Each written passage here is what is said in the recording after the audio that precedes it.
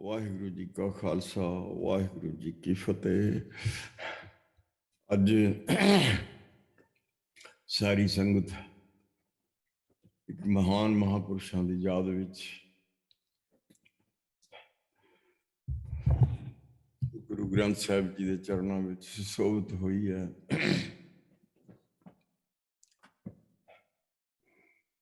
जिहे जे साधु परमेश्वर कदे कदे भेजदा जिहड़े इन्ना गुरमत का प्रचार करन, उन्हां दी याद विच आप जी सारे जुड़े हुए हों। संत जी महाराज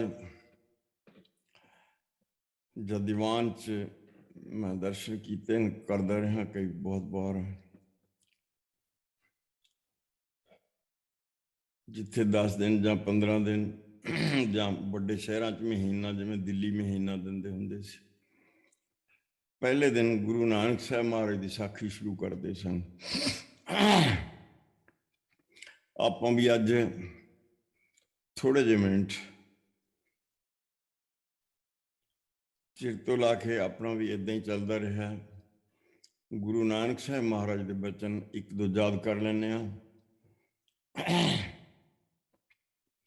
फिर संगत नूं फतेह अर्ज करांगे। गुरु नानक साहब महाराज जी कल तारण गुरु नानक आया, आप नारायण कला तार जग मह परवरियो, जोत रूप हर आप गुरु नानक कहायो।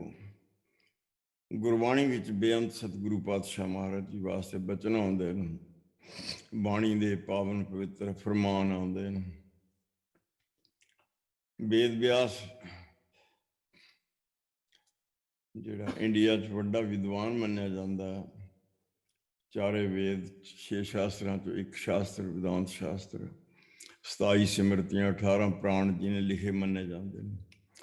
उन्हें भी गुरु नानक साहब महाराज जी के वास्ते प्रवेश प्राण विच लिखा है, साक्षात पार ब्रह्म परमेश्वर तस्मई नानक नाम है।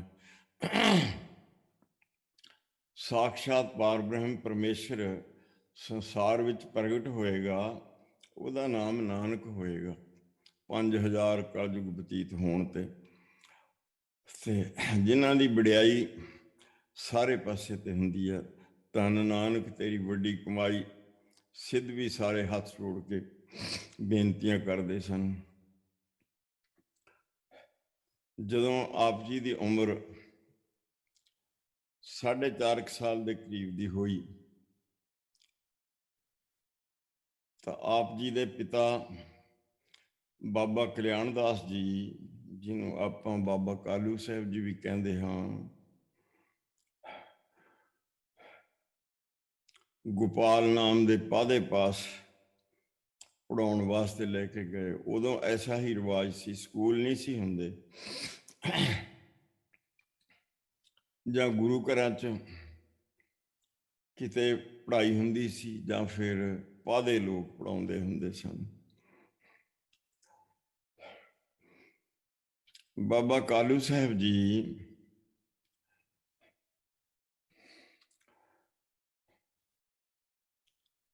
इत्थे तलवंडी का राजा राय बलार दे पटवारी सन।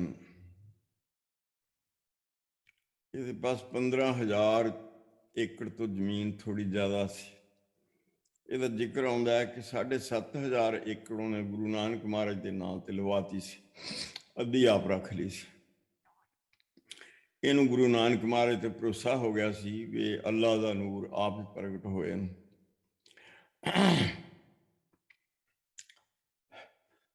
उस जमाने के मुताबिक पादे पास बाबा कालू जी लेके गए अपने सपुत्र 4.5 साल के गुरु नानक महाराज जी। उदों के मुताबिक मठियाई वगैरह कुछ वंडिया जिदा की मर्यादा सी। बाबा कालू साहब जी का ही बहुत उन्हें सत्कार किया, क्योंकि बहुत माणयोग सन। उत्थे दे राजे दे सारी जमीन का जिहड़ा कारोबार सी यही सामभदे सन। ਹਿਸਾਬ ਕਿਤਾਬ ਇਹੀ ਰੱਖਦੇ ਸਨ।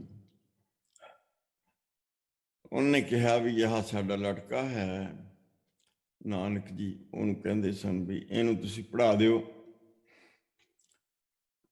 ਜਿੰਨੀ ਵਿੱਦਿਆ ਤੁਹਾਡੇ ਕੋਲ ਹੈ ਤੁਸੀਂ ਮੇਰੇ ਪੁੱਤਰ ਨੂੰ ਦਿਓ, ਤੇ ਮੈਂ ਵੀ ਤੁਹਾਡੀ ਗਊ ਮੱਝ ਕਰਕੇ ਸੇਵਾ ਕਰਾਂਗਾ।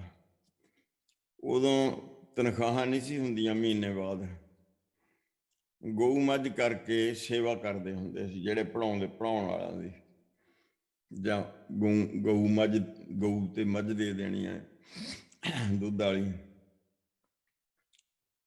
ਇਸਨੇ ਕਿਹਾ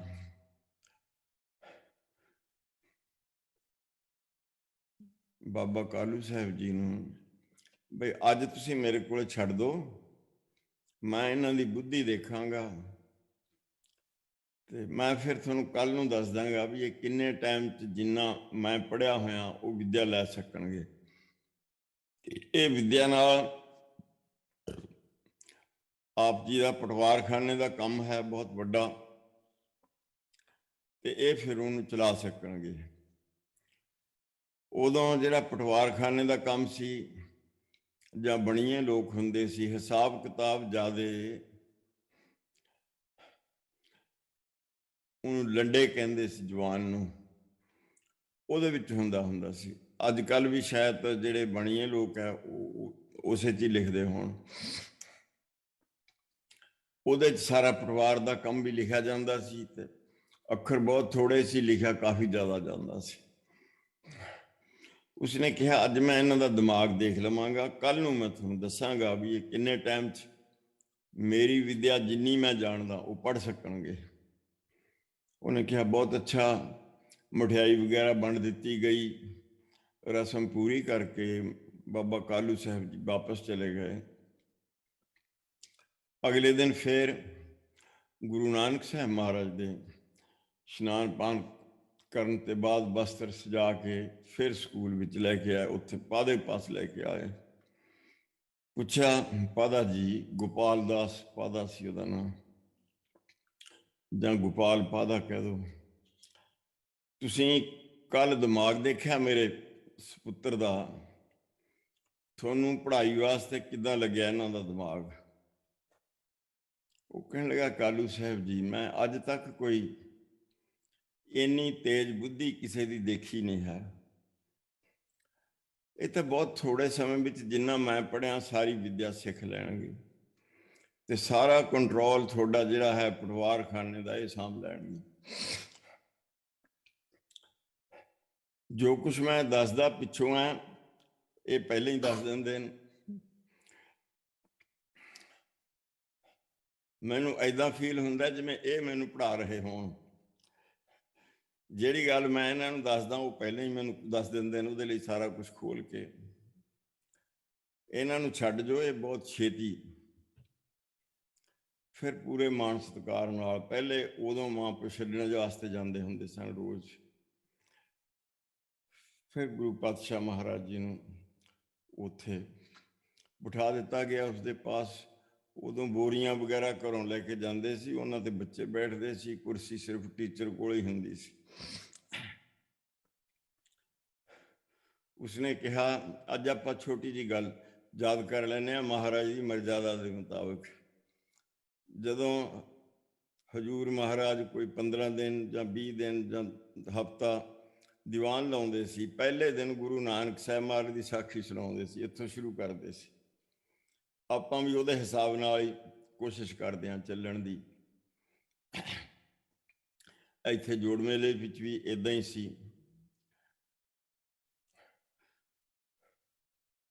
ਇਸ ਪਾਦੇ ਗੋਪਾਲ ਦਾਸ ਨੇ ਗੁਰੂ ਮਹਾਰਾਜ ਜੀ ਨੂੰ ਕਿਹਾ, ਨਾਨਕ ਜੀ ਕੱਲ ਤੁਸੀਂ ਬਹੁਤ ਹੀ ਸੁੰਦਰ ਪੜ੍ਹੇ, ਮੈਂ ਨਹੀਂ ਦੇਖਿਆ ਇੰਨਾ ਬ੍ਰੇਨ ਕਿਸੇ ਦਾ,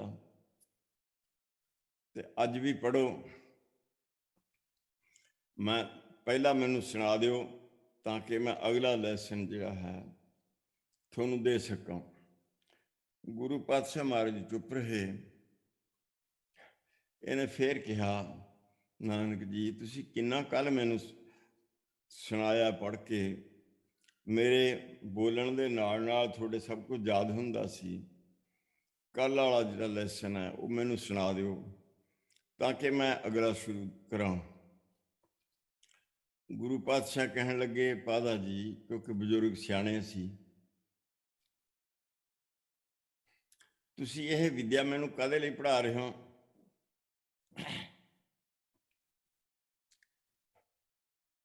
ਉਹ ਕਹਿਣ ਲੱਗਿਆ, ਤੁਹਾਡੇ ਪਟਵਾਰਖਾਨੇ ਦਾ ਕੰਮ ਹੈ, ਤੁਹਾਡੇ ਪਿਤਾ ਜੀ ਦਾ, ਉਹ ਤੁਸੀਂ ਸਾਂਭਣਾ ਹੈ ਸਾਰਾ ਕੁਛ। ਤੇ ਕਹਿਣ ਲੱਗੇ, ਠੀਕ ਹੈ, ਉਹ ਤਾਂ ਪਰਮੇਸ਼ਰ ਜਿਵੇਂ ਬਣਤ ਬਣਾਉਂਦਾ ਬਣੀ ਜਾਂਦੀ ਹੈ, ਪਰ ਇਹ ਦਰਗਾਹ ਵਿੱਚ ਵੀ ਕੰਮ ਦਊ ਮੈਨੂੰ, ਜਿਹੜੀ ਵਿਦਿਆ ਤੁਸੀਂ ਪੜ੍ਹਾਉਂਦੇ ਹੋ। ਉਹ ਹੈਰਾਨ ਹੋ ਗਿਆ। 4.5 ਸਾਲ ਦੀ ਉਮਰ ਵਿੱਚ ਦਰਗਾਹ ਦੀ ਗੱਲ। ਕਹਿੰਦੇ, ਹਰ ਇੱਕ ਪ੍ਰਾਣੀ ਨੇ ਜਾਣਾ ਹੈ। ਗੁਰੂ ਪਾਤਸ਼ਾਹ ਕਹਿਣ ਲੱਗੇ, ਪਾਦਾ ਜੀ, ਦਰਗਾਹ ਦੇ ਵਿੱਚ ਲੇਖਾ ਦੇਣਾ ਪੈਂਦਾ। ਲੇਖਾ ਰੱਬ ਮੰਗੇਸੀਆ ਬੈਠਾ ਕੱਢ ਵਹੀ, ਤਲਵਾਂ ਪਹੁੰਚਣ ਆਕੀਆਂ ਬਾਕੀ ਜਿੰਨਾ ਰਹੀ। ਦਰਗਾਹ ਦੇ ਵਿੱਚ ਲੇਖਾ ਮੰਗਿਆ ਜਾਂਦਾ। ਕਿਤੇ ਲਿਖਿਆ, ਧਰਮ ਰਾਏ ਜਬ ਲੇਖਾ ਮੰਗੈ, ਕਿਆ ਮੁਖ ਲੈ ਕੇ ਜਾਹੇਗਾ। ਫਿਰ ਉੱਥੇ ਬਚਾਅ ਹੋਣ ਵਾਸਤੇ ਮੈਨੂੰ ਕੋਈ ਪੜ੍ਹਾਈ ਦੱਸੋ, ਜਿੱਥੇ ਉੱਥੇ ਵੀ ਮੈਨੂੰ ਮਾਣ ਸਤਿਕਾਰ ਮਿਲੇ ਤੇ ਮੈਨੂੰ ਦੁੱਖ ਤਕਲੀਫਾਂ ਨਾ ਉਠਾਉਣੀਆਂ ਪੈਣ। ਉਹ ਪਾਦੇ ਦੇ ਪੈਰਾਂ ਦੀ ਮਿੱਟੀ ਨਿਕਲ ਗਈ। 4.5 ਸਾਲ ਦੀ ਉਮਰ, ਐਡੀ ਵੱਡੀ ਗੱਲ ਤਾਂ ਕੋਈ ਸਿਆਣਾ ਬਜ਼ੁਰਗ ਵੀ ਨਹੀਂ ਕਰਦਾ। ਹੈਰਾਨ ਹੋ ਗਿਆ ਤੇ ਕੁਝ ਭਾਵੁਕ ਵੀ ਹੋ ਗਿਆ, ਬਈ ਇਹ ਗੱਲ ਉਮਰ ਨਾਲੋਂ ਬਹੁਤ ਜ਼ਿਆਦਾ ਵੱਡੀ ਹੈ। ਹੱਥ ਜੋੜ ਕੇ ਕਹਿਣ ਲੱਗਿਆ, ਨਾਨਕ ਜੀ, ਮੈਨੂੰ ਉਸ ਪੜ੍ਹਾਈ ਦਾ ਪਤਾ ਨਹੀਂ ਹੈ ਜਿਹੜੀ ਤੁਸੀਂ ਪੁੱਛਦੇ ਹੋ। ਮੈਂ ਤਾਂ ਦੁਨਿਆਵੀ ਪੜ੍ਹਾਈ ਪੜ੍ਹਾ ਸਕਦਾ।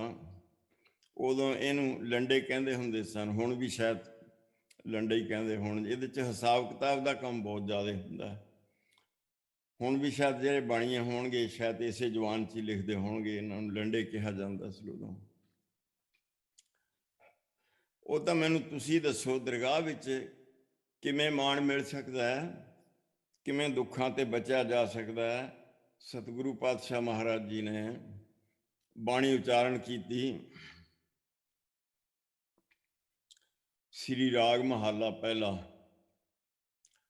ਕਹਿਣ ਲੱਗੇ, ਪੰਡਤ ਜੀ, ਜਾਲ ਮੋਹ ਕਸ ਮਸ ਕਰ, ਮਤ ਕਾਗਦ ਕਰ ਸਾਰ, ਭਾਉ ਕਲਮ ਕਰ ਚਿੱਤ ਲਿਖਾਰੀ, ਗੁਰ ਪੁਛ ਲਿਖ ਵਿਚਾਰ, ਲਿਖ ਨਾਮ ਸਲਾਹ ਲਿਖ ਲਿਖ, ਅੰਤ ਨਾ ਪਾਰਾਵਾਰ। ਬਾਬਾ, ਇਹੋ ਲੇਖਾ ਲਿਖ ਜਾਣ, ਜਿੱਥੈ ਲੇਖਾ ਮੰਗਿਆ ਤਿੱਥੈ ਹੋਏ ਸੱਚਾ ਨਿਸ਼ਾਨ। ਸਤਿਗੁਰੂ ਜੀ ਬਾਬਾ ਕਹਿ ਕੇ ਸੰਬੋਧਨ ਕਰਦੇ ਸਨ, ਕਿਉਂਕਿ ਉਮਰ 'ਚ ਵੱਡੇ ਸੀ ਬਹੁਤ।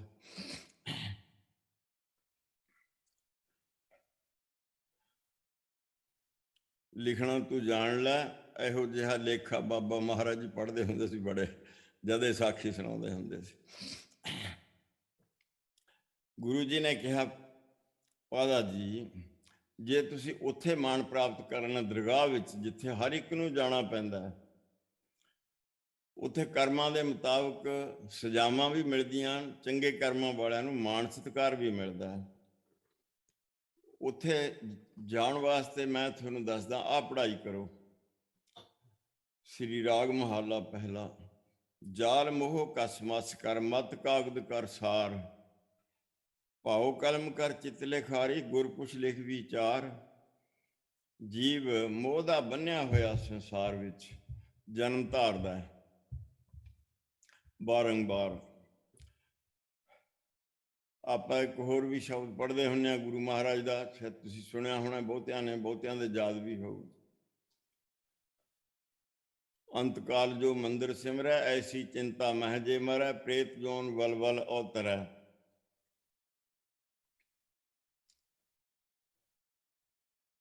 7-8 ਸਾਲ ਹੋ ਗਏ, ਮੇਰੇ ਪਾਸ ਵੀ ਕਮਾਈ ਆਈ ਸੀ ਨਿਜ਼ਾਮਪੁਰ ਦੀ। ਉਹ ਕਹਿੰਦੀ ਸੀ, ਮੇਰਾ ਭਰਾ ਪ੍ਰੇਤ ਬਣ ਗਿਆ। ਮੈਂ ਅੰਮ੍ਰਿਤ ਛਕਿਆ ਸੀ? ਕਹਿੰਦੀ ਹਾਂ, ਅੰਮ੍ਰਿਤ ਛਕਿਆ ਸੀ, ਬਾਣੀ ਪੜ੍ਹਦਾ ਸੀ। ਫਿਰ ਮੈਂ ਐਸਾ ਤਾਂ ਹੋ ਨਹੀਂ ਸਕਦਾ, ਬਾਣੀ ਪੜ੍ਹਦਾ ਹੋਵੇ। ਫਿਰ ਉਹਨੇ ਮੈਨੂੰ ਦੱਸਿਆ ਕਹਿੰਦੇ ਉਹਨੇ ਆਪ ਦੱਸਿਆ ਪ੍ਰੇਤ ਬਣ ਕੇ ਮੇਰੇ ਪਾਸ ਆ ਕੇ ਬਈ ਗਲਤੀ ਮੇਰੀ ਹੈ, ਤੇ ਮੈਂ ਅਫਰੀਕਾ 'ਚ ਗਿਆ ਸੀ ਤੇ ਪੈਸਾ ਕਮਾ ਕੇ ਮੈਂ ਮਕਾਨ ਬਣਾਇਆ ਸੀ ਬਹੁਤ ਵੱਡਾ ਕੋਠੀ ਨਿਜ਼ਾਮਪੁਰ ਵਿੱਚ। ਤੇ ਹੁਣ ਜਦ ਕੋਠੀ ਤਿਆਰ ਹੋਈ ਹੈ ਤੇ ਮੇਰੀ ਮੌਤ ਹੋ ਰਹੀ ਹੈ, ਜਮਦੂਤਾਂ ਨੇ ਮੈਨੂੰ ਪਕੜ ਲਿਆ ਆ ਕੇ, ਮੈਂ ਇਹਦਾ ਸੁੱਖ ਵੀ ਨਾ ਲੈ ਸਕਿਆ ਮੰਦਰ ਦਾ। ਗੁਰੂ ਮਹਾਰਾਜ ਨੇ ਲਿਖਿਆ ਨਾ, ਅੰਤਕਾਲ ਜੋ ਮੰਦਰ ਸਿਮਰਿਆ ਐਸੀ ਚਿੰਤਾ ਮਹਿ ਜੇ ਮਰੈ ਪ੍ਰੇਤ ਜੋਨ ਬਲ ਬਲ ਉਤਰੈ। ਉਹ ਮਾਈ ਕਹਿੰਦੀ ਮੇਰੇ ਭਰਾ ਨੇ ਦੱਸਿਆ ਮੇਰੇ 'ਚ ਨੁਕਸ ਹੈ, ਮੈਂ ਬਾਣੀ ਵੀ ਪੜ੍ਹਦਾ, ਅੰਮ੍ਰਿਤ ਵੀ ਛਕਿਆ ਸੀ, ਤੇ ਮੇਰੀ ਸੁਰਤ ਜਿਹੜੀ ਹੈ ਉਹ ਆ ਮਕਾਨਾਂ 'ਚ ਚਲੀ ਗਈ। ਕੋਈ ਸਾਰੀ ਉਮਰ ਦਾ ਪੈਸਾ ਲਾ ਕੇ ਐਡਾ ਵੱਡਾ ਮਕਾਨ ਬਣਾਇਆ ਤੇ ਸੁੱਖ ਵੀ ਨਾ ਲੈ ਸਕਿਆ, ਉਸ ਕਰਕੇ ਮੈਨੂੰ ਪ੍ਰੇਤ ਦੀ ਜੋਨੀ ਮਿਲੀ ਆ। ਉਦੋਂ ਬਾਅਦ ਜਿਹੜੀ ਮੈਂ ਬਾਣੀ ਪੜ੍ਹੀ ਆ ਮੈਨੂੰ ਉਹਦਾ ਫਲ ਵੀ ਮਿਲੂਗਾ। ਆਪਾਂ ਵੀ ਸਾਰਿਆਂ ਨੇ ਸੋਚਣਾ, ਉੱਥੇ ਜਾਣਾ ਸਾਰਿਆਂ ਨੂੰ ਪੈਣਾ ਤੇ ਲੇਖਾ ਵੀ ਦੇਣਾ ਪੈਣਾ। ਦੁਨੀਆ ਦੇ ਜਿਹੜੇ ਮੋਹ ਹੈ ਉਹ ਖਿੱਚ ਕੇ ਸਾਨੂੰ ਜੂਨਾਂ ਵਿੱਚ ਲੈ ਜਾਂਦੇ ਨੇ। ਅੰਤਕਾਲ ਜੋ ਲੜਕੇ ਸਿਮਰੈ ਐਸੀ ਚਿੰਤਾ ਮਹਿ ਜੇ ਮਰੈ ਸ਼ੂਕਰ ਜੋਨ ਬਲ ਬਲ ਅਵਤਾਰੈ। ਸਾਰਾ ਸ਼ਬਦ ਤੁਸੀਂ ਪੜ੍ਹੇ ਲਿਖੇ ਪੜ੍ਹ ਵੀ ਸਕਦੇ ਹੋ ਬਾਣੀ ਸਰਚਰ 'ਚ ਪਾ ਕੇ। ਆਖਿਰਕਾਰ ਜਿਹਦਾ ਬੱਚਿਆਂ 'ਚ ਮੋਹ ਪੈ ਜੇ, ਬੱਚੇ ਬੱਚੀਆਂ 'ਚ, ਤੇ ਉਹਨਾਂ ਦੇ ਵਾਸਤੇ ਸੋਚੇ ਵੀ ਮੇਰੇ ਬੱਚਿਆਂ ਦਾ ਕੀ ਬਣੂਗਾ, ਤੇ ਉਹਨੂੰ ਸੂਰੀ ਦੀ ਜੋਨੀ ਮਿਲਦੀ ਹੈ। ਗੁਰੂ ਗ੍ਰੰਥ ਸਾਹਿਬ ਮਹਾਰਾਜ ਜੀ ਦੱਸਦੇ ਆਪਾਂ ਨੂੰ। ਤੇ ਇੱਕ ਵਾਰ ਨਹੀਂ, ਸ਼ੂਕਰ ਜੋਨ ਬਲ ਬਲ ਅਵਤਾਰੈ, ਬਾਰ ਬਾਰ। ਮੈਂ ਸੁਣਿਆ, ਸ਼ਾਇਦ ਤੁਹਾਨੂੰ ਤਾਂ ਬਹੁਤਿਆਂ ਨੂੰ ਪਤਾ ਹੋਣਾ, ਕਹਿੰਦੇ ਸੂਰੀ ਦੇ 18 ਬੱਚੇ ਹੁੰਦੇ ਨੇ। ਕੋਈ ਕਹਿੰਦਾ 3 ਮਹੀਨੇ ਬਾਅਦ, ਕੋਈ 6 ਮਹੀਨੇ ਬਾਅਦ। ਮੈਨੂੰ ਇਹਦੇ ਵਾਸਤੇ ਪੂਰਾ ਨੌਲੇਜ ਨਹੀਂ, ਤੁਹਾਡੇ ਤੋਂ ਸ਼ਾਇਦ ਕਿਸੇ ਨੂੰ ਹੋਊਗਾ। 3 ਮਹੀਨੇ ਬਾਅਦ 18 ਬੱਚੇ, ਫਿਰ ਸੂਰੀ ਦੀ ਜੋਨ, ਉਦੋਂ ਬਾਅਦ ਫਿਰ ਸੂਰੀ ਦੀ ਜੋਨ, ਫਿਰ ਸੂਰੀ ਦੀ ਜੋਨ, ਸ਼ੂਕਰ ਜੋਨ ਬਲ ਬਲ ਅਵਤਾਰੈ। ਇਸ ਤਰ੍ਹਾਂ ਸਾਨੂੰ ਦਰਗਾਹ ਵਿੱਚ ਜਿਸ ਪਾਸੇ ਮਨ ਦੀ ਖਿੱਚ ਹੁੰਦੀ ਹੈ, ਜਿਤ ਲਾਗੋ ਮਨ ਵਾਸਨਾ ਅੰਤ ਸਾਈ ਪ੍ਰਗਟਾਨੀ, ਪ੍ਰਗਟ ਹੋ ਜਾਂਦੀ ਹੈ। ਗੁਰੂ ਪਾਤਸ਼ਾਹ ਨੇ ਇਸ ਨੂੰ ਉਪਦੇਸ਼ ਕੀਤਾ, ਜਾਲ ਮੋਹ ਕਸ ਮਸ ਕਰ ਮਤ ਕਾਗਦ ਕਰ ਸਾਰ। ਪਾਦਾ ਜੀ ਬਾਬਾ ਜੀ ਵੱਡੇ ਸੀ। ਜੇ ਤੁਸੀਂ ਦਰਗਾਹ ਵਿੱਚ ਮਾਣ ਪ੍ਰਾਪਤ ਕਰਨਾ ਹੈ ਤਾਂ ਮੇਰੇ ਫਿਰ ਆਹ ਪੜ੍ਹਾਈ ਕਰੋ। ਮੋਹ ਦੁਨੀਆ ਵੀ ਰਹਿਣ ਵਾਲੀ ਨਹੀਂ ਹੈ, ਇਹਦਾ ਮੋਹ ਵੀ ਰਹਿਣ ਵਾਲਾ ਨਹੀਂ ਹੈ। ਜਾਲ ਮੋਹ ਕਸ ਮਸ ਕਰ, ਮੋਹ ਨੂੰ ਜਾਲ ਕੇ, ਦੁਨਿਆਵੀ ਮੋਹ ਨੂੰ ਜਿਹੜਾ ਨਹੀਂ ਰਹਿਣ ਵਾਲਾ, ਉਹਨੂੰ ਕਸਾ ਕੇ ਮਸ ਕਰ, ਸ਼ਾਹੀ ਬਣਾ ਲਾ। ਆਪ ਜੀ ਉਪਦੇਸ਼ ਕਰਦੇ ਨੇ ਪਾਦੇ ਨੂੰ, ਜਿਹਦੇ ਪਾਸ ਪੜ੍ਹਨ ਗਏ ਸਨ। ਮਤ ਕਾਗਦ ਕਰ ਸਾਰ, ਜਿਹੜੀ ਸ੍ਰੇਸ਼ਟ ਮਤ ਹੈ, ਉੱਤਮ ਮਤ ਹੈ, ਰੱਬ ਵਾਲੇ ਪਾਸੇ ਨੂੰ ਜਾਣ ਵਾਲੀ ਮਤ ਹੈ, ਉਹਦਾ ਪੇਪਰ ਬਣਾ ਲਾ। ਭਾਉ ਕਲਮ ਕਰ ਚਿੱਤ ਲਿਖਾਰੀ, ਭਾਉ ਪਿਆਰ ਪਾ ਪ੍ਰੇਮ ਪਾ ਰੱਬ ਨਾਲ, ਇਹਦੀ ਕਲਮ ਬਣਾ ਲਾ ਪਿਆਰ ਦੀ। ਚਿੱਤ ਲਿਖਾਰੀ, ਆਪਣੇ ਚਿੱਤ ਨੂੰ ਹੀ ਲਿਖਾਰੀ ਲਿਖਣ ਵਾਲਾ ਬਣਾ ਲਾ। ਗੁਰ ਪੁੱਛ ਲਿਖ ਵਿਚਾਰ, ਆਪਣੇ ਗੁਰੂ ਨੂੰ ਪੁੱਛ ਕੇ ਇਹ ਲਿਖ ਵਿਚਾਰ। ਜੋ ਗੁਰੂ ਨਾਨਕ ਮਹਾਰਾਜ ਤਾਂ ਗੁਰੂ ਸੀਗਾ ਹੀ, ਇਹਦੇ 'ਚ ਤਾਂ ਕੋਈ ਸ਼ੱਕ ਨਹੀਂ। ਫਿਰ ਹੱਥ ਜੋੜ ਕੇ ਬੈਠਾ ਰਿਹਾ, ਕੁਰਸੀ ਤੋਂ ਉਤਰ ਕੇ ਥੱਲੇ ਬੈਠ ਗਿਆ। ਲਿਖ ਨਾਮ ਸਾਲਾਹ, ਲਿਖ ਲਿਖ ਅੰਤ ਨਾ ਪਾਰਾਵਾਰ। ਬਾਬਾ ਜੀ ਲਿਖ ਨਾਮ, ਉਹਦਾ ਨਾਮ ਲਿਖ ਸਤਨਾਮ ਵਾਹਿਗੁਰੂ, ਤੇ ਉਹਦੀ ਸਿਫਤ ਸਲਾਹ ਲਿਖ, ਜਿੰਨੀ ਵੀ ਲਿਖ ਸਕਦਾ ਹੈ। ਲਿਖ ਅੰਤ ਨਾ ਪਾਰਾਵਾਰ, ਲਿਖ ਹੈ ਪਰਮੇਸ਼ਰ ਤੇਰਾ ਅੰਤ ਪਾਰਾਵਾਰ ਕਿਸੇ ਨੇ ਪਾਇਆ ਨਹੀਂ ਹੈ। ਗੁਰੂ ਨਾਨਕ ਮਹਾਰਾਜ ਨੇ ਜਪਜੀ ਸਾਹਿਬ ਵਿੱਚ ਵੀ ਲਿਖਿਆ, ਇਹੋ ਅੰਤ ਨਾ ਜਾਣਾ ਕੋਏ। ਰੱਬ ਦਾ ਇਹੀ ਅੰਤ ਹੈ ਵੀ ਉਹਨੂੰ ਕੋਈ ਅੱਜ ਤੱਕ ਜਾਣ ਨਹੀਂ ਸਕਿਆ ਤੇ ਨਾ ਕੋਈ ਜਾਣ ਸਕੇ। ਪਰ ਗੁਰੂ ਪਾਤਸ਼ਾਹ ਨੇ ਬਹੁਤ ਪੰਜਾਬੀ 'ਚ ਮੋਟੇ ਸ਼ਬਦਾਂ ਵਿੱਚ, ਇਹੋ ਅੰਤ ਨਾ ਜਾਣਾ ਕੋਏ, ਉਹਨੂੰ ਕੋਈ ਜਾਣ ਨਹੀਂ ਸਕਦਾ, ਇਹੀ ਉਹਦਾ ਅੰਤ ਹੈ। ਬਾਬਾ ਇਹੋ ਲੇਖਾ ਲਿਖ ਜਾਣ, ਬਾਬਾ ਜੀ ਕਹਿ ਕੇ ਬੁਲਾਉਂਦੇ ਨੇ ਉਮਰ ਦੇ ਲਿਹਾਜ਼ ਨਾਲ। ਆਪ ਜੀ ਬਹੁਤ ਛੋਟੇ ਸੀ, ਉਹ ਸਿਆਣੀ ਉਮਰ ਦਾ ਸੀ।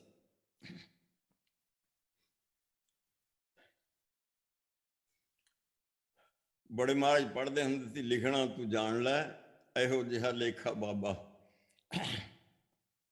बाबा इहो लेखा लिख जान, जिथे लेखा मंगिया तिथे होए सच्चा निशान। आ लेखा जे तू लिखेगा तो जिथे दरगाह विच लेखा मंगिया जाएगा उत्थे तेरे कोले निशान होएगा, परवाना होएगा दरगाह दा। तैनू रे रे दरगाह कह ना कोऊ, आओ बैठ आदर सब देऊ। धर्मराज वर्गे भी उठ उठ तेरा सत्कार करनगे। जिथे मिले वड़ियाईया सद खुशिया सद चाओ, जिथे सजावां मिलदियां उत्थे तैनू वड़ियाइयां मिलणगियां ते खुशियां मिलणगियां ते चाओ आनंद प्राप्त होवेगा। तिन मुख टिक्के निकले जिन मन सच्चा नाओ। ये सारा शब्द लंबा है, पर थोड़े जे मिनट अज ही लाने क्योंकि समा थोड़े को 4 बज गया, साढ़े को तो 10:30 की होए ने इत्थे सुबह दे। हुण पादे ने अगले दिन हथ जोड़ के खड़ा, कुर्सी ते गुरु नानक महाराज जी ने बिठाया ते आप थले खड़ा होया। फिर कालू जी ने कहा, क्यों पादा जी,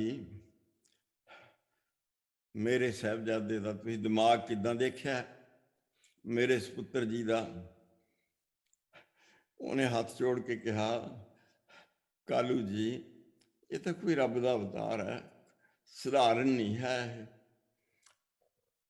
संसार विच मैं देखा नहीं है जा, जो मैं इन्हूं दस्सण लग गया पहले ही सब कुछ दस देंदे ने। और मेरे भी उधार वास्ते इन्होंने इन्ना उच्चा पाप मैनू दस दिता कि मैनू भी वो जमदूतां दे डंडे नहीं खाने पैणगे ते मैं दरगाह विच सुरखरू होके जावांगा इन्हां दा बचन मन के। माया पाउण वाले तो गुरु नानक महाराज जी सी। कालू जी साहब गुस्से हो गए, ले आए घर, घर लै जाओ, ये पढ़े पढ़ाए पैदा होए, पढ़ाउण वास्ते आए न। पता कहना गुरु नानक महाराज जी रस्ते विच भी झिड़कां दिंदा गया, देख तेरे करके मैनू सारियां ते बेइज्जती करानी पैंदी आ, आपा दा किन्ना मखौल करदा थोड़े करके मैनू। माया पाउण वाले भी तो गुरु नानक महाराज जी सी। गुरु महाराज चुप करके तुरे आए, वो इदां दे लफ्ज़ कौड़े कौड़े कहते रहे। मैनू आ कौड़ियां गल्लां मखौल सुनने पैंदे ने तेरे करके, जे तू पढ़े फिर मैनू आ मखौल क्यों सुनने? पादा भी मखौल करदा। गुरु महाराज चुप करके तुरे आए। फिर 4.5 साल की उम्र में ऐसा होया, जब 5 साल के होए इन्हें सोचा भी चलो मुसलमानों का राज है हुण ते इनू फारसी पढ़ा दीए, कोई ना कोई नौकरी तो मिल जू। गुरु पातशाह महाराज जी एक मौलवी के पास लै गए, कुतुबुद्दीन मौलवी का नाम सी उहदा। उसनू जाके कहा, मौलवी साहब मेरे बच्चे नू पढ़ा दिओ। प्रसाद वगैरह लैके आए सी, वंड दिता। होर भी बच्चे पढ़ते सी मौलवी कोले, इनू फारसी पढ़ा दिओ ताकि राज है इस टाइम ते मुहम्मदना दा, मेरे पुत्र नू कोई नौकरी मिल जूगी सरकारी जे फारसी पढ़ू। कहने लगा ठीक है तुसीं अज छड्ड जाओ, मैं इन्हां दा ब्रेन देख लेना तो कल नूं मैं तुहानूं दस्सूं भी किन्ना टाइम च पढ़ सकणगे। कहंदे ठीक है, छड्ड के चले गए। इसने फारसी के लफ्ज पढ़ाने शुरू कर दिते, अल्फ बे ते टे से आदि जिमें वो पढ़ाते होंदे सी। वो पिछों बोलिया करे सतगुरु पातशाह एक दो अखर पहला बोल दिया करन, उदों भी वो भी हैरान हो गया, पिता मेरे नाल भी ज़्यादा पढ़े हुए न।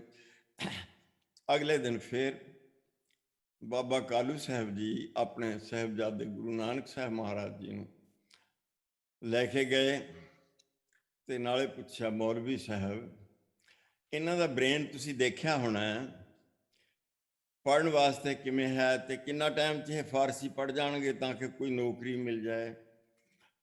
हुण सरकार जिहड़ी है मुहम्मदना दी है। वो कहण लग्या, कालू साहब ये मैनू कोई लगता नहीं है कोई इंसान है, ये तो कोई अल्लाह का ही नूर है। ਜੋ ਮੈਂ ਦੱਸਦਾ ਪਹਿਲਾਂ ਮੈਨੂੰ ਦੱਸੀ ਜਾਂਦੇ ਨੇ, ਉਹੀ ਮੈਨੂੰ ਪੜ੍ਹਾਈ ਜਾਂਦੇ ਨੇ। ਇਹ ਤਾਂ ਪੜ੍ਹੇ ਪੜ੍ਹਾਈ ਲੱਗਦੇ ਨੇ ਮੈਨੂੰ। ਕਾਲੂ ਜੀ ਨੂੰ ਗੁੱਸਾ ਚੜ ਗਿਆ। ਕਾਲੂ ਜੀ ਕਹਿਣ ਲੱਗੇ, ਮੌਲਵੀ ਸਾਹਿਬ ਮੈਨੂੰ ਮਖੌਲ ਨਾ ਕਰੋ, ਮੈਨੂੰ ਪਤਾ ਮੇਰਾ ਪੁੱਤਰ ਜਿਹੜਾ ਹੈ ਇਹੋ ਜਿਹੇ ਸੁਭਾਅ ਦਾ ਹੀ ਹੈ, ਤੁਸੀਂ ਪੜ੍ਹਾਉਣ ਦੀ ਕੋਸ਼ਿਸ਼ ਕਰੋ ਜਿਵੇਂ ਵੀ ਪੜ੍ਹਨ। ਛੱਡ ਕੇ ਚਲੇ ਗਏ। ਇਵੇਂ ਜ਼ਿਕਰ ਮੌਲਵੀ ਕੁਤਬਦੀਨ ਨੇ ਕਿਹਾ, ਨਾਨਕ ਜੀ ਕੱਲ ਤੁਸੀਂ ਜਿਹੜਾ ਪੜ੍ਹੇ ਸੀ ਮੈਨੂੰ ਸੁਣਾ ਤਾਂ ਦਿਓ ਇੱਕ ਵਾਰ। ਗੁਰੂ ਮਹਾਰਾਜ ਜੀ ਕਹਿੰਦੇ, ਕਾਜੀ ਸਾਹਿਬ ਮੈਨੂੰ ਉਹੀ ਜੀ ਵਿਦਿਆ ਪੜ੍ਹਾਓ, ਇੱਥੇ ਤਾਂ ਅਸੀਂ ਥੋੜ੍ਹੇ ਦਿਨਾਂ ਵਾਸਤੇ ਰਹਿਣਾ ਹੈ, ਕਿਸੇ ਨੂੰ ਇਹ ਵੀ ਨਹੀਂ ਪਤਾ ਵੀ ਕਦੋਂ ਇੱਥੋਂ ਚਲੇ ਜਾਣਾ। ਨਾ ਬਾਰਕ ਨਾ ਜੋਬਨਾ ਨਾ ਬਿਰਦੀ ਕਸ਼ਬੰਦ, ਉਹ ਬੇਰਾ ਨਾ ਬੂਝਿਆ ਜੋ ਆਏ ਪਰ ਹੈ ਜੰਮ ਫੰਦ। ਬੱਚੇ ਵੀ ਤੁਰੇ ਜਾਂਦੇ ਨੇ, ਜਵਾਨ ਵੀ ਤੁਰੇ ਜਾਂਦੇ ਨੇ, ਬੁਢੇਪਾ ਤਾਂ ਜਾਣਾ ਹੀ ਹੈ। ਜਿਹਦੇ ਵਿੱਚ ਦਰਗਾਹ ਵਿੱਚ ਮੇਰਾ ਮਾਣ ਸਤਿਕਾਰ ਮਿਲੇ, ਇਹੀ ਜੀ ਪੜ੍ਹਾਈ ਪੜ੍ਹਾਓ। ਉਹਨੇ ਪਹਿਲਾਂ ਵੀ ਸੁਣ ਲਿਆ ਸੀ ਗੋਪਾਲ ਪਾਦੇ ਦੀ ਗੱਲ, ਉਹ ਵੀ ਕੁਰਸੀ ਤੇ ਉਤਰ ਕੇ ਥੱਲੇ ਬੈਠ ਗਿਆ, ਨਮਸਕਾਰ ਕੀਤੀ, ਕਹਿੰਦਾ ਇਹ ਤਾਂ ਫਿਰ ਤੁਸੀਂ ਮੇਰੇ ਤੇ ਕਿਰਪਾ ਕਰੋ, ਮੈਨੂੰ ਉਹ ਪੜ੍ਹਾਈ ਦੱਸੋ, ਤੇ ਮੈਂ ਵੀ ਪਤਾ ਨਹੀਂ ਕਿਹੜੇ ਨਰਕਾਂ 'ਚ ਡਿੱਗੂਗਾ ਜਾ ਕੇ। ਇਹ ਪੜ੍ਹਾਈ ਤਾਂ ਦੁਨਿਆਵੀ ਪੜ੍ਹਾਈ ਆ ਜਿਹੜੀ ਮੈਂ ਪੜ੍ਹਾਉਣਾ ਤੁਹਾਨੂੰ, ਤੁਸੀਂ ਜਿਹੜੀ ਹੈ ਉੱਚੀ ਪੜ੍ਹਾਈ ਦੀ ਗੱਲ ਕਰਦੇ ਹੋ। ਗੁਰੂ ਮਹਾਰਾਜ ਜੀ ਨੇ ਸ਼ਬਦ ਉਚਾਰਨ ਕੀਤਾ, ਯਕ ਅਰਜ ਗੁਫਤਮ ਪੇਸ਼ ਤੋਂ ਦਰਗੋਸ਼ ਕੁਨ ਕਰਤਾਰ, ਹੱਕਾ ਕਬੀਰ ਕਰੀਮ ਤੂੰ ਬੇਅਬ ਪਰਵਦਗਾਰ। ਦੁਨੀਆ ਮਕਾਮੇ ਫਾਨੀ ਤਹਿਕੀਕ ਦਿਲਦਾਨੀ, ਮਮਸਰ ਮੂਏ ਅਜਰਾਈਲ ਗਿਰਫਤ ਹੈ ਦਿਲ ਹੇਚ ਨਾ ਦਾਨੀ। ਜਨ ਪਿਸਰ ਪਦਰ ਬਰਾਦਰਾਂ ਕਸਨੇਸ ਦਸਤੰਗੀਰ, ਗਾਹੇ ਨਨੇਕੀ ਕਾਰ ਕਰਦਮ ਇੰਚਨੀ ਅਹਵਾਲ। ਇਹ ਸਾਰਾ ਸ਼ਬਦ ਗੁਰੂ ਜੀ ਨੇ ਦੱਸਿਆ। ਕਾਜੀ ਸਾਹਿਬ ਜਿਹੜੀ ਤੁਹਾਡੀ ਆਖਰੀ ਜਦੋਂ ਇਨਸਾਨ ਡਿੱਗਦਾ ਹੈ ਉਦੋਂ ਵੀ ਨਵਾਜ਼ ਪੜ੍ਹੀ ਜਾਂਦੀ ਹੈ, ਉਹ ਵੀ ਕਿਸੇ ਦੇ ਕੋਈ ਕੰਮ ਨਹੀਂ ਆਉਂਦੀ, ਉਹ ਵੀ ਕੁਛ ਮਾਰ ਨਹੀਂ ਸਕਦੀ। ਆਦਮੀ ਦੇ ਕਰਮ ਹੀ ਨਾਲ ਜਾਂਦੇ ਨੇ। ਚੰਗੇ ਕਰਮ ਕਰੂ ਤਾਂ ਫਿਰ ਗਾਹਾਂ ਮਾਣ ਸਤਿਕਾਰ ਮਿਲੂਗਾ, ਜਨਮ ਸਫਲਾ ਹੋ ਜਾਏਗਾ, ਤੇ ਜੇ ਮਾੜੇ ਕਰੂ ਤਾਂ ਫਿਰ ਦੁੱਖ ਹੀ ਦੁੱਖ ਮਿਲਦਾ। ਇਹ ਸਾਰਾ ਸ਼ਬਦ ਵਿੱਚ ਗੁਰੂ ਪਾਤਸ਼ਾਹ ਨੇ ਉਹਨੂੰ ਇਹੋ ਜਿਹਾ ਤਰੀਕਾ ਦੱਸਿਆ ਜਿਹਦੇ ਨਾਲ ਕਾਜੀ ਸਾਹਿਬ ਤੂੰ ਮੁਕਤ ਹੋ ਜਾਏਗਾ, ਤੇਰਾ ਭਲਾ ਹੋ ਜਾਏਗਾ। ਤੂੰ ਆਹ ਸ਼ਬਦ ਦਾ ਪਾਠ ਰੋਜ਼ ਖੁਦਾ ਦੇ ਅੱਗੇ ਕਰਿਆ ਕਰ। ਯਕ ਅਰਜ ਗੁਫਤਮ ਪੇਸ਼ ਤੋਂ ਫਾਰਸੀ ਵਿੱਚ ਕਵਿਤਾ ਉਚਾਰਨ ਕੀਤੀ 5 ਸਾਲ ਦੀ ਉਮਰ ਵਿੱਚ। ਫਾਰਸੀ ਤਾਂ ਬੋਲਣੀ ਬਹੁਤ ਔਖੀ ਹੈ, ਤੇ ਕਵਿਤਾ ਰਚਣੀ ਤਾਂ ਫਿਰ ਕੁਛ ਮਹਿਨਾ ਰੱਖਦੀ ਹੈ। ਬੜੇ ਬੜੇ ਮੌਲਾਣੇ ਕਾਜ਼ੀਆਂ ਤੇ ਵੀ ਨਹੀਂ ਕਵਿਤਾ ਲਿਖ ਹੁੰਦੀ। ਇਹ ਸ਼ਬਦ ਫਾਰਸੀ ਸੱਚੇ ਪਾਤਸ਼ਾਹ ਨੇ ਦੱਸਿਆ ਉਸਨੂੰ। ਯਕ ਅਰਜ ਗੁਫਤਮ ਪੇਸ਼ ਤੋਂ ਦਰਗੋਸ਼ ਕੁਨ ਕਰਤਾਰ, ਹੱਕਾ ਕਬੀਰ ਕਰੀਮ ਤੂੰ ਬੇਅਬ ਪਰਵਦਗਾਰ। ਦੁਨੀਆ ਮਕਾਮੇ ਫਾਨੀ ਤਹਿਕੀਕ ਦਿਲਦਾਨੀ, ਮਮਸਰ ਮੂਏ ਅਜਰਾਈਲ ਗਿਰਫਤ ਹੈ। ਮੇਰੇ ਕੇਸ ਜਮਦੂਤਾਂ ਦੇ ਪਕੜੇ ਹੋਏ ਹਨ, ਪਤਾ ਨਹੀਂ ਕਦੋਂ ਕੇਸਾਂ ਤੋਂ ਫੜ ਕੇ ਮੈਨੂੰ ਜ਼ਮੀਨ ਨਾ ਪਟਕਾ ਕੇ ਮਾਰ ਦਿੱਤਾ ਜਾਏ। ਇਹ ਸਾਰਾ ਦੱਸਿਆ। ਆਹ ਰੋਜ਼ ਖੁਦਾ ਦੇ ਅੱਗੇ ਬੇਨਤੀ ਕਰਿਆ ਕਰ। ਇਹ ਸ਼ਬਦ ਜੇ ਆਪਾਂ ਇਹਦੇ ਅਰਥ ਕਰੀਏ ਤਾਂ ਥੋੜ੍ਹਾ ਟਾਈਮ ਲੱਗੂਗਾ, ਅੱਜ ਤਾਂ ਪਹਿਲਾਂ ਹੀ ਵਕਤ ਬਹੁਤ ਹੋ ਗਿਆ। ਜੇ ਫੇਰ ਸਮਾਂ ਮਿਲਿਆ ਆਪਾਂ ਇਹਦੇ ਥੋੜ੍ਹੇ ਅਰਥ ਵਿਚਾਰ ਲਾਂਗੇ। ਜਿਹੜੇ ਦੱਸਿਆ ਕਿ ਕਾਜੀ ਸਾਹਿਬ, ਹੇ ਕੁਤਬਦੀਨ ਮੁੱਲਾ ਜੀ, ਜੇ ਤੁਸੀਂ ਆਹ ਸ਼ਬਦ ਰੋਜ਼ ਹੱਥ ਜੋੜ ਕੇ ਉਸ ਅੱਲਾ ਦੇ ਵਾਸਤੇ ਬੇਨਤੀ ਕਰਿਆ ਕਰੋਗੇ, ਉਹਨਾਂ ਦੇ ਚਰਨਾਂ 'ਚ ਹਾਜ਼ਰ ਸਮਝ ਕੇ ਵੀ ਮੈਂ ਅੱਲਾ ਦੇ ਸਾਹਮਣੇ ਬੈਠ ਕੇ ਬੇਨਤੀ ਕਰ ਰਿਹਾ, ਤਾਂ ਤੇਰਾ ਭਲਾ ਹੋ ਜਾਏਗਾ ਇਸੇ ਜਨਮ ਵਿੱਚ, ਤੇ ਇੱਥੇ ਵੀ ਸੁਖੀ ਰਹੇਗਾ, ਦਰਗਾਹ ਵਿੱਚ ਵੀ ਸੁਖੀ ਰਹੇਗਾ। ਇਹ ਸ਼ਬਦ ਆਪਾਂ ਫਾਰਸੀ ਦਾ, ਇੰਨੀ ਛੋਟੀ ਉਮਰ ਵਿੱਚ ਫਾਰਸੀ ਕਵਿਤਾ ਲਿਖ ਦੇਣੀ, ਕਵਿਤਾ ਵੀ ਕਿੰਨੀ ਸੁੰਦਰ। ਜਿਹੜੇ ਬਾਣੀ ਸਰਚ ਪਾ ਕੇ ਦੇਖ ਸਕਦੇ ਨੇ, ਉਹ ਹੁਣ ਇਹ ਸ਼ਬਦ ਪਾ ਕੇ ਦੇਖ ਲਓ, ਫਿਰ ਆਪਾਂ ਇਹਦੇ ਅਰਥ ਵਿਚਾਰ ਲਾਂਗੇ। ਤਾਂ ਥੋੜ੍ਹਾ ਲੰਬਾ ਟਾਈਮ ਹੈ ਹੁਣ ਤਾਂ, ਅੱਜ ਤਾਂ ਸਮਾਂ ਜਿਹੜਾ ਹੈ ਰੋਜ਼ ਦਾ ਤੁਹਾਡੇ ਕੋਲ 4 ਵੱਜ ਗਏ ਹੋਣਗੇ, ਇੱਥੇ ਵੀ ਮੇਰਾ 11 ਵੱਜਣ ਵਾਲੇ ਨੇ, 11:15 ਹੋ ਗਏ। ਚੰਗਾ, ਹੁਣ ਮੈਂ ਇੱਥੇ ਹੀ ਆਪ ਜੀ ਨੂੰ ਫਤਿਹ ਬੁਲਾ ਦੇਣਾ। ਇਹਦੇ ਅਰਥ ਕਰਨ ਲਈ ਥੋੜ੍ਹਾ ਜਿਹਾ ਸਮਾਂ ਚਾਹੀਦਾ ਹੈ। ਵਾਹਿਗੁਰੂ ਜੀ ਕਾ ਖਾਲਸਾ, ਵਾਹਿਗੁਰੂ ਜੀ ਕੀ ਫਤਿਹ। ਆਪਾਂ ਗੁਰੂ ਨਾਨਕ ਕੁਮਾਰ ਦੀ ਸਿੱਖਿਆ ਸੁਣ ਕੇ ਸਮਝ ਕੇ, ਉਹ ਜਿਹੜਾ ਕਾਜੀ ਸੀ ਉਹ ਗੁਰੂ ਦੇ ਹੁਕਮਾਂ 'ਤੇ ਚੱਲ ਪਿਆ, ਅਤੇ ਆਪਾਂ ਵੀ ਉਹਦੇ ਹੁਕਮਾਂ ਦੇ ਮੁਤਾਬਕ ਚੱਲੀਏ। ਉਹ ਫਿਰ ਆਪਾਂ ਕੱਲ੍ਹ ਵਿਚਾਰ ਕਰ ਲਾਂਗੇ, ਅਤੇ ਤਦ ਹੀ ਸਾਡਾ ਭਲਾ ਹੋਊਗਾ, ਤਦ ਹੀ ਇਹ ਜਨਮ ਸਾਡਾ ਸਫਲਾ ਹੋ ਜਾਏਗਾ। ਸਫਲ ਸਫਲ ਭਈ ਸਫਲ ਯਾਤਰਾ। ਆਪਾਂ ਦਰਗਾਹ ਦੀ ਮਾਰ ਤੋਂ, ਦਰਗਾਹ ਦੀ ਕੁੱਟ ਤੋਂ, ਦਰਗਾਹ ਦੀ ਸਜ਼ਾ ਤੋਂ ਬਚ ਸਕਾਂਗੇ ਜੇ ਆਪਾਂ ਗੁਰੂ ਨਾਨਕ ਸਾਹਿਬ ਮਹਾਰਾਜ ਦੇ ਬਚਨਾਂ ਨੂੰ ਮੰਨਾਂਗੇ। ਇਤਨੀਆਂ ਬੇਨਤੀਆਂ। ਵਾਹਿਗੁਰੂ ਜੀ ਕਾ ਖਾਲਸਾ, ਵਾਹਿਗੁਰੂ ਜੀ ਕੀ ਫਤਿਹ।